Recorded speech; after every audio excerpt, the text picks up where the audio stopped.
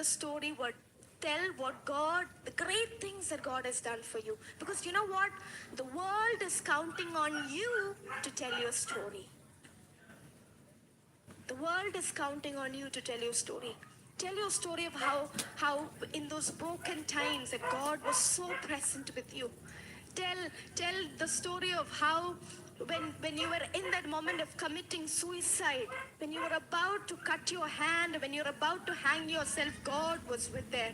Tell that story of when you were in that moment of anxiety, when you were in the moment of panic attacks and depression, that God was with you holding your hand. That's your story. And I want to encourage you, tell your story. Because in all of our hearts, void. Can you say void? Void.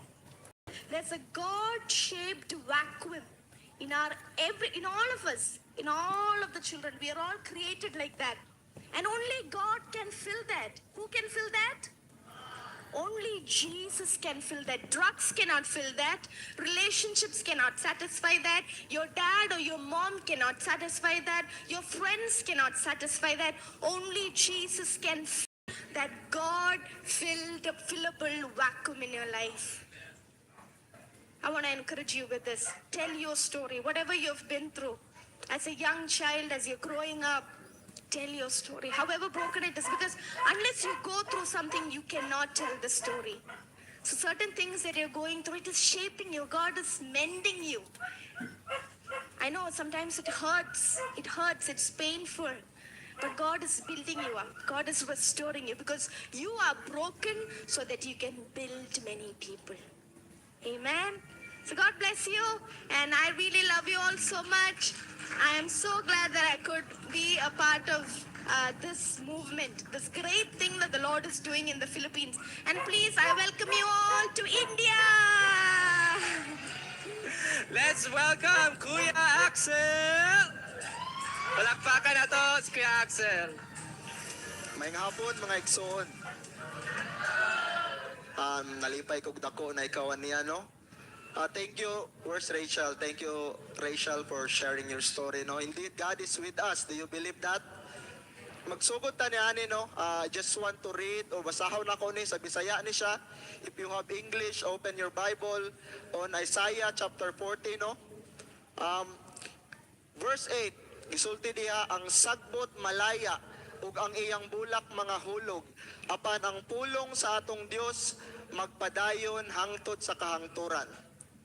Mo na tong gipangutanan ako ganina nga mutuo ba mo ani? Amen. Now verse 12 niya na siya, kinsay makatakos sa tubig sa dagat pinaagi sa iyang kamot. Tubig sa dagat sa tibuok kalibutan niya pinaagi sa iyang kamot. Ug makasukod sa langit pinaangi sa pagdangaw ni ini. Sa manang dangaw kanang mo dangaw kasi mong kamot. Masukod niya ang langit pinaagi sa pagdangaw ni ini.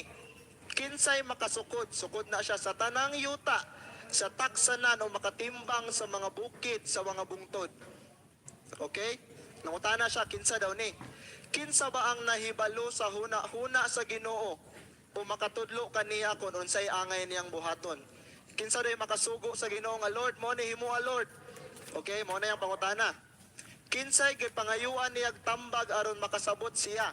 So kinsa day gipangayuan tambag sa Ginoo? Kinsa ba ang nagtudlo kaniya sa hustong dalan? Kinsa ang naghatag kaniya sa kahibalo o nagtultol kaniya ngadto sa dalan sa kaalam? Ang tubag na naigsoon, ang tinuod kaniha kung nabalaka ka sa netabo sa Pilipinas karon, mo na ang tubag sa pulong sa Ginoo. Ang mga nasod sama lamang sa usa ka tulo sa tubig diha sa timba. Unsa man ang timba katong balde ko nato? Okay? Isulti diri ang nasod sama lang sa usa ka tulo sa tubig. Kung mupaagas ka gripo, pagtulo ana, mao do na ang mga nasod sa tibuok kalibutan. Okay? Sama lang na sa usa ka tulo sa timba nga tubig. Verse 17, dili makatupong ang mga nasod kung itandi kaniya.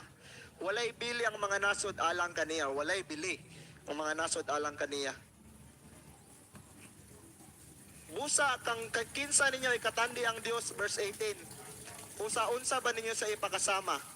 Verse 25, miingon ng balaang Dios, kang kinsa nyo ako ipakasama, aduna ba'y sama kanako? Or in English,